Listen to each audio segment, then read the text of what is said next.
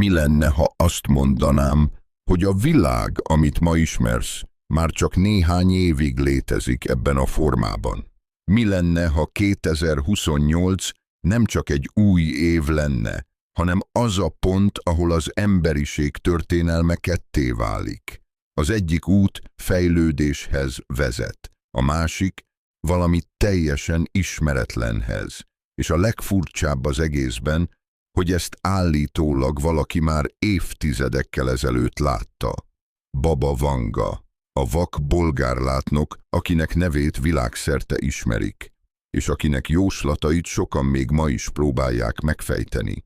De van egy év, amely minden másnál fontosabb, és ha ezek a jóslatok igazak, akkor az emberiség olyan változások előtt áll, amilyeneket még soha nem tapasztalt.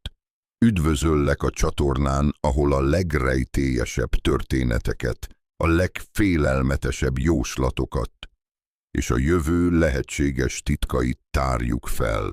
Ha érdekel az, ami a felszín alatt van, ha kíváncsi vagy arra, amit mások nem mernek kimondani, akkor iratkozz fel most, mert ez a videó lehet, hogy megváltoztatja a gondolkodásodat. Most pedig kezdjük az elején. Ahhoz, hogy megértsük 2028 jelentőségét, vissza kell lépnünk egy kicsit. A Baba Vangának tulajdonított jóslatok nem elszigetelt eseményekről szólnak. Egy folyamatot írnak le, egy láncreakciót. Azt mondják, hogy 2025 körül Európa drasztikus változásokon megy keresztül. Népességcsökkenés, konfliktusok, instabilitás. Egy olyan kontinens képe rajzolódik ki, amely már nem az, amit ma ismerünk. És ez csak a kezdet. Mert ha ez valóban megtörténik, az egész világ reagálni fog. Gazdaságilag, politikailag, társadalmilag. És pontosan ebben a feszültséggel teli időszakban érkezünk el 2028-hoz. Egy évhez, amely nem pusztán változást hoz, hanem áttörést. Az első nagy jóslat szerint az emberiség egy teljesen új energiaforrást fedez fel. Állj meg egy pillanatra, és gondolj bele, mit jelent ez. Az egész modern világunk energiára épül, olajra, gázra, elektromosságra, és ezek mind korlátozottak. Most képzeld el, hogy ez egyik napról a másikra megváltozik. Egy új energiaforrás jelenik meg, amely szinte végtelen, olcsó, hozzáférhető, és minden eddigit felülmúl. Ez nem csak technológiai fejlődés lenne, ez hatalmi átrendeződés. Országok emelkednének fel, mások összeomlanának. A globális gazdaság teljesen új alapokra kerülne. És itt jön a kérdés, amit senki sem tesz fel elég gyakran. Mi történik akkor, ha valaki már most tud erről? És mi történik akkor, ha ez az energia nem mindenki számára lesz elérhető? A következő jóslat még ennél is hihetetlenebb.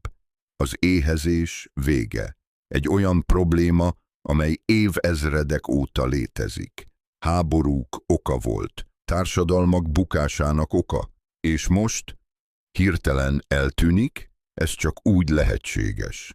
Ha valami radikális történik, talán új technológia, talán mesterséges élelmiszer előállítás, talán egy teljesen új rendszer, amely újra osztja az erőforrásokat, de bármelyik is legyen igaz. Az biztos, hogy ez nem történik meg következmények nélkül, mert amikor egy probléma megszűnik, valami más mindig megjelenik a helyén, és most elérkeztünk a legmegdöbbentőbb részhez. A jóslat szerint 2028-ban az emberiség eljut a Vénuszra. Ez elsőre lehetetlennek hangzik, hiszen a Vénusz az egyik legellenségesebb bolygó a naprendszerben. Extrém hőmérséklet, mérgező légkör, elviselhetetlen nyomás, és mégis ez szerepel a jóslatban. Szóval mit jelent ez valójában? Lehet, hogy nem szó szerinti utazásról van szó.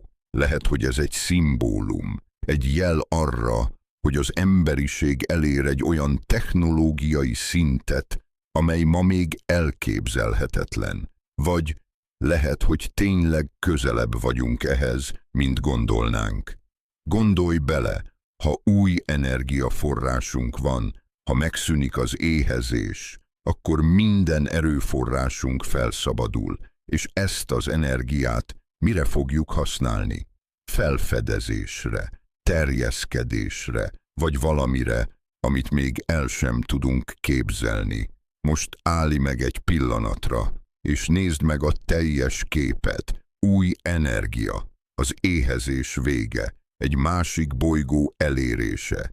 Mindez egyetlen évben. Ez nem véletlen, ez egy fordulópont, egy határvonal az emberiség múltja és jövője között. De minden fordulópont veszélyes, mert nem tudjuk, mi van a túloldalon, és talán nem is vagyunk rá felkészülve, mert ha a jóslatok tovább folytatódnak, akkor 2033-ban a tengerszint emelkedése milliók életét változtatja meg. Városok tűnhetnek el, országok kerülhetnek veszélybe, és akkor minden, amit 2028-ban nyertünk, új kihívások elé kerül. Szóval a kérdés ugyanaz marad, 2028 az emberiség megmentője lesz, vagy valami sokkal nagyobb kezdetének első lépése.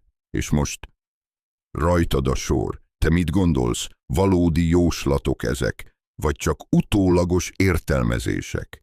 Írd meg kommentben, és ha eddig eljutottál, akkor már tudod, ez csak a kezdet. Iratkozz fel, mert a következő történet még ennél is sokkal durvább lesz.